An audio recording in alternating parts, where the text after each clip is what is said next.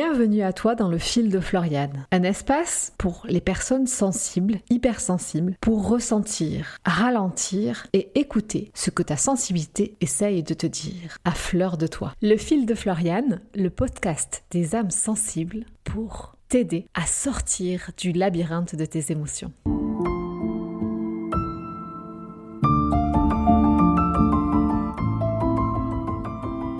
Bonjour et bienvenue à toi. Je suis heureuse de te retrouver dans ce nouvel épisode du fil de Floriane. Lors du dernier épisode, nous avons parlé du corps, de ces moments où il commence doucement à murmurer avant de finir par crier lorsqu'il n'est pas entendu.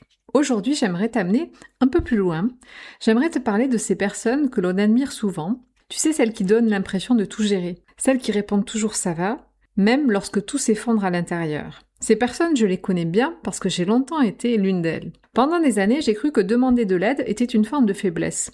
J'aimais être celle sur qui l'on pouvait compter, j'aimais résoudre les problèmes avant même qu'on me le demande, et lorsque quelque chose n'allait pas, je me disais toujours « ça va aller, je vais gérer, ça va passer, je n'ai pas envie d'embêter les autres, je vais me débrouiller seule ». Avec le recul, je comprends que je ne cherchais pas seulement à être forte, je cherchais surtout à ne pas montrer mes fragilités. Et je crois que beaucoup de personnes fonctionnent ainsi. Elles ne demandent pas d'aide, pas parce qu'elles n'en ont pas besoin, mais parce qu'elles ont appris très tôt que leurs besoins passaient après ceux des autres. Pendant mes années en tant qu'infirmière, j'ai rencontré des personnes d'un courage incroyable. Des hommes, des femmes, des enfants, des parents, des aidants, des chefs d'entreprise. Tous avaient un point commun.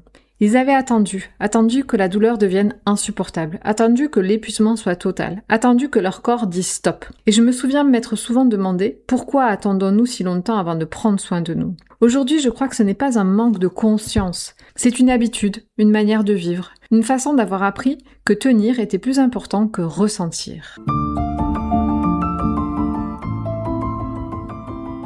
Je remarque souvent la même chose dans les personnes que j'accompagne. Les personnes arrivent rarement en me disant « j'ai besoin d'aide ».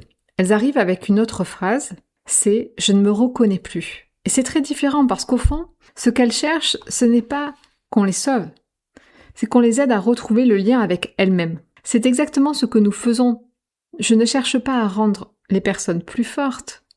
Je cherche à comprendre pourquoi elles ont eu besoin de devenir si fortes. Parce que derrière cette force, il y a souvent une histoire. Une histoire où il a fallu être courageux, courageuse, être responsable, être celui ou celle qui rassure, être celui ou celle qui ne dérange pas. Et cette histoire, elle mérite d'être regardée, avec beaucoup de douceur. J'aimerais te poser une question. Quand as-tu demandé de l'aide pour la dernière fois ? Avant d'être complètement épuisé. Pas lorsque tu n'avais plus le choix. Pas lorsque ton corps t'y a obligé, mais avant. Si la réponse est « je ne sais pas », alors peut-être que cet épisode est précisément pour toi.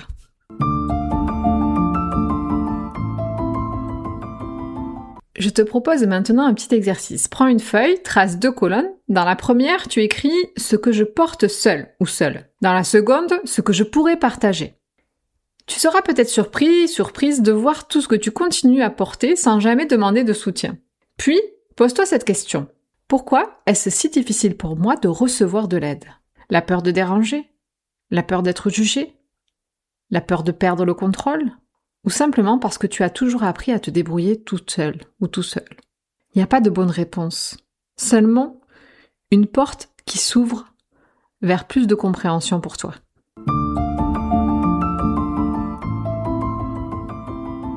Tu sais, je vais t'avouer quelque chose. Je ne crois plus que les personnes les plus fortes soient celles qui ne tombent jamais. Je crois que les personnes les plus courageuses sont celles qui osent dire « aujourd'hui, j'ai besoin d'aide ».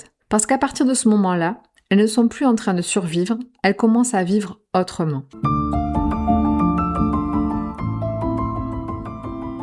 Si tu t'es reconnu dans cet épisode, sache que tu n'as pas à tout porter seul ou seule. À travers des séances individuelles ou mon accompagnement à fleur de soie ou même des retraites, marcher vers soi dans le désert, je crée des espaces où tu peux te déposer et déposer tout ce que tu portes. Des espaces où tu apprends à regarder autrement ce que tu vis, ce que tu traverses, à écouter ton corps, à accueillir tes émotions, à retrouver progressivement la personne que tu as quittée en chemin. J'aimerais te laisser avec cette phrase. Pendant des années, tu as peut-être appris à t'adapter pour avancer. Mais peut-être il est temps maintenant de revenir à toi en douceur. Tu n'as plus besoin de prouver que tu es fort ou tu es forte. Tu peux simplement t'autoriser à prendre soin de toi. Je te remercie d'avoir partagé ce moment avec moi. Prends soin de toi et surtout, reviens à toi en douceur. À très bientôt sur le fil de Floriane.